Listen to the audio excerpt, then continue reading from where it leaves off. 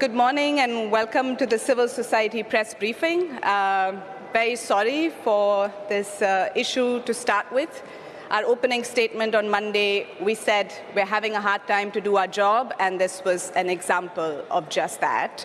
My name is Pooja Rangaprasad. I'm with the Society for International Development and part of the facilitation team of the Civil Society FfD mechanism. We are a broad platform of several hundreds of organizations, networks, movements from around the world that has been following the FfD process since the first conference. We have followed the entire process of negotiations in New York leading up to the adoption of the document. We were here over the weekend organizing a civil society forum where over 1,000 participants from around the world were here. We ended the forum with a march on the streets of Sevilla. And yet, when you look at the formal program, we are barely visible and we are barely heard. So the point of this briefing is to put forward our own perspectives, including our critical perspectives on the outcome document, which we are deeply disappointed with. Again, something you do not hear in the official program. I know we're already short on time at this point, so I will now invite my colleagues to speak to some of those issues. First, I would like to invite Jason Braganza from FfD. Thank you very much, Pooja. My name is Jason Braganza. I'm the Executive Director of the African Forum and Network on Debt and Development, also known as FfD. We are a Pan-African civil society organization headquartered in Zimbabwe and part of the CSO FfD mechanism. To echo the introductory statements by Pooja, we want to say that the document, the Compromiso de Sevilla, did start off without really much ambition. It has not really captured the mood when it comes to issues of public debt that many African countries are facing. The statistics are extremely dire that close to half of the continent of Africa is facing a debt crisis where African governments are forced to pay creditors instead of investing in social issues like education, health, water, and sanitation. The Compromiso de Sevilla was supposed to provide us with a platform and an opportunity to comprehensively reform the global debt architecture because of the weaknesses that exist in the current restructuring process under the G20 Common Framework. And what we've gotten is a much watered-down proposal and set of ideas throughout this negotiating process. But it is important to say as well that we do need to acknowledge and respect the leadership that has been given by the African group of member states and the Alliance of Small Island States throughout this process that started over a year ago in Addis Ababa. It is the Africa group that led the charge for a very ambitious debt restructuring proposal calling for a legally binding UN Framework Convention on Sovereign Debts. And this was supported throughout this process by the Alliance of Small Island States. But as we know, this is not the kind of language that has been put in the Compromiso de Sevilla, but instead there has been concerted effort by wealthy countries, countries where the world's creditors or lenders to African countries come from, to systematically water down that proposal. But we're here on behalf of the CSO FfD mechanism to first and foremost salute the resolute and determination of the Africa Group of Nations and the Alliance of Small Island States to fight for at least getting a very big statement in paragraph 50F that has now given us an intergovernmental process that can now give us an inroad towards starting the process towards getting a UN Framework Convention on Sovereign Debt. But we do also want to very categorically say that it has been extremely, extremely disappointing how countries of the global north, and particularly the wealthier countries where creditors come from, have systematically tried to undermine initiatives that are progressive, initiatives that respond and are supposed to be to the ambition of this Compromiso de Sevilla to undermine this process. And I think this is very important to have on record that when we do now start the process of implementing the Compromiso de Sevilla, that the members of the Fourth Estate, the journalists, can be aware of who the blockers are in actually trying to reform the global debt architecture and who are the perpetuators of this very systemic debt crisis that very many African countries are facing. And with those few remarks, I think I'll hand it over back to Pooja. Thank you very much.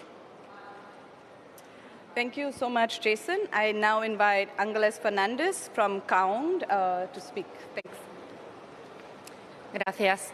Como organización del sur, pero del sur del norte global, la posición de nuestras organizaciones también es una postura de profunda decepción por los resultados de la conferencia, no solo por el resultado en sí, pero sobre todo por el proceso. El proceso marca sobre todo una falta de ambición total en esta conferencia.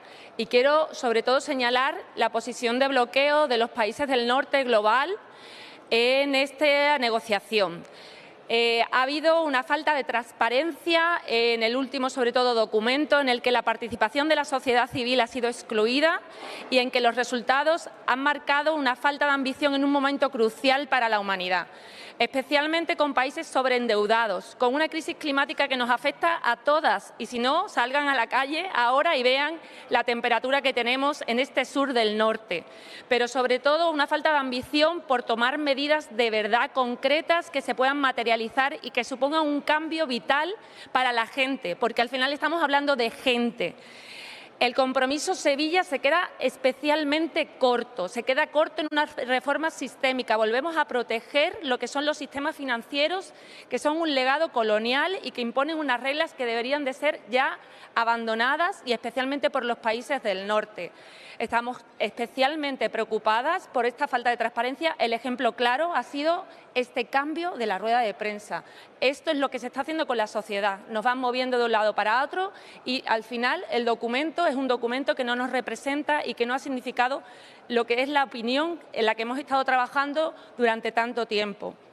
Como digo, esto no es una victoria del multilateralismo, no es lo que queremos para nada, y esperamos que más adelante se tomen medidas para que la sociedad civil pueda tener una voz real en todo esto. Muchas gracias. Thank you, Ángeles. And finally, we have Tove Reiding of the European Network on Debt and Development. Thank you so much, and thank you everyone for being here. This was supposed to be our opening press conference. We had hoped that we could do this on Monday, but we're delighted to see you and finally get a chance to speak to you. In general, when we look at the United Nations and what our governments are promising us to make the world better, whether it's about fighting poverty, it's about ensuring education and quality healthcare, or fighting climate change, we always hear that it's the lack of money that is the problem.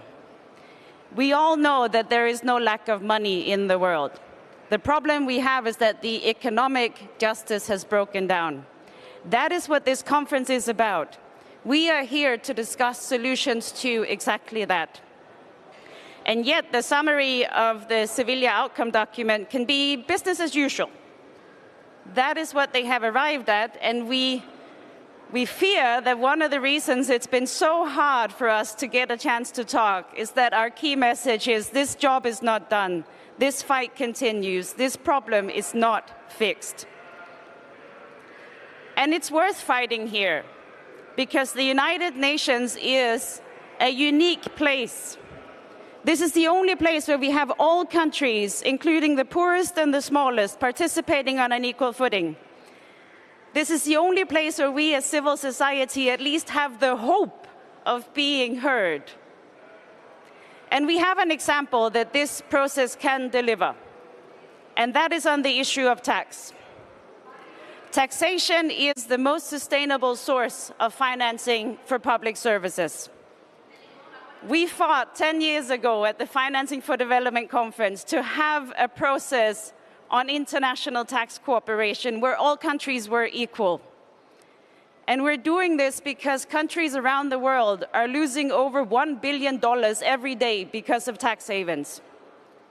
This problem impacts the poorest countries the hardest, but it impacts us all. In both the Global South and the Global North, tax havens means that $1 billion per day is lost to the tax coffers. We cannot afford to let this problem go on, and we are seeking a sense of urgency. Because when we lose this money, it also means we lose the opportunity to solve the problems that we face. But we got a breakthrough on tax. And the reason we got that was because the Africa group were so determined and showed the leadership that we needed. And they went to the UN General Assembly and they asked for a vote. And they had a large majority in favor of the UN Tax Convention, and the negotiations start in August. So we keep fighting for this space because it is unique. But it doesn't mean that we should accept anything that comes out of this process. We should have expectations that civil society will be allowed to work and that our governments deliver the solutions that we need.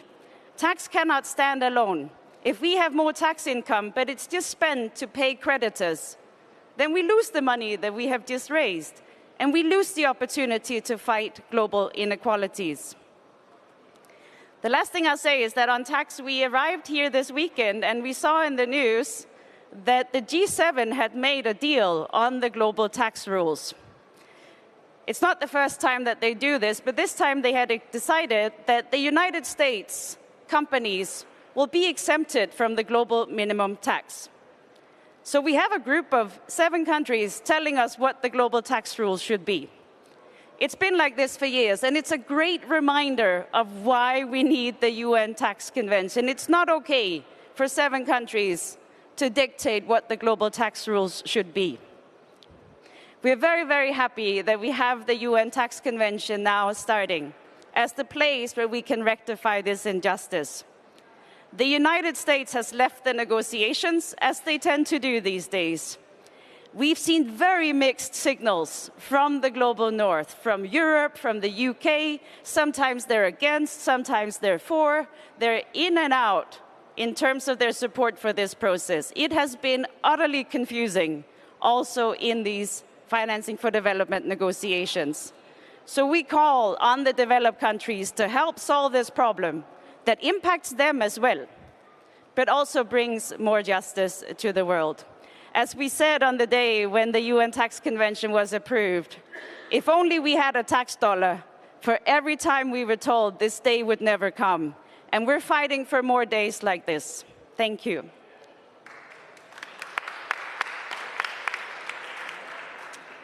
Thank you, Tove. I think with that, we can open up for any questions. I think we have a few minutes. Yes, hello. My name is Laura. I'm from a German climate newspaper. My question goes to Jason. Could you talk more about the link between debt and climate and what the conference is bringing out of this? Thank you. Yeah, thank you very much for the question. And the Compromiso de Sevilla actually has not said very much about bringing these 2 very critical issues to the fore. In fact, in the document itself, the word climate change or just climate appears only 24 times in the entire document. So you can see just how much of a downgrade or non-priority it has been in this entire process, and as a result, the outcome document. But what is extremely important is to realize that even the financial commitments that are being discussed or negotiated on trying to bring more finance into supporting climate mitigation, adaptation, the energy transition, a lot of this is private finance, a lot of it is through multinational corporations, a lot of it is debt finance. And this intersection is not good, particularly for African countries, but more generally for countries of the global south that are already burdened with a heavy debt load, and trying to create new financial instruments that are debt-inducing or trying to collateralize natural resources or create false solutions like debt swaps is something that we need to be very wary of. It appears quite a number of times in the outcome document, and we are very concerned that there is this push, particularly to encourage developing countries, those from that are middle income, but also those from Africa, to engage in debt swaps for climate or debt for nature swaps. And the evidence so far doesn't seem to suggest that these swaps are actually working or that they're actually transformative. So we need to be very careful that we do not pursue or push or advance these types of false narratives and false solutions when it comes to dealing with the climate emergency, the vulnerability that the climate emergency is bringing, but more importantly, not laden already heavily indebted countries with more debt. Thank you. Are there any more questions?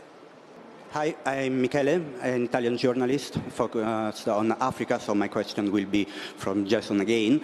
Can you just said debt swaps are a false narrative. Can you elaborate a little bit more about this? Because yesterday Spain announced a huge initiative, Italy, it's Yes.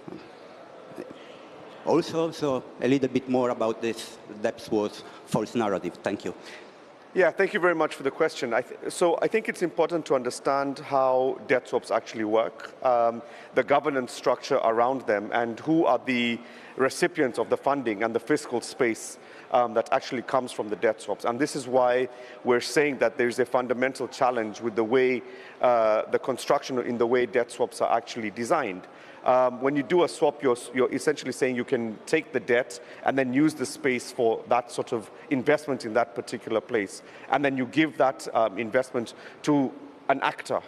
And in most cases, what we're observing is that the actors involved in those debt swaps tend to be agencies that are involved in very, should I say, very controversial ways of dealing with the intervention, if it's on climate, if it's on nature, if it's on, and there's actually no full evidence to show that when you do swap the debt, the resources are actually made available.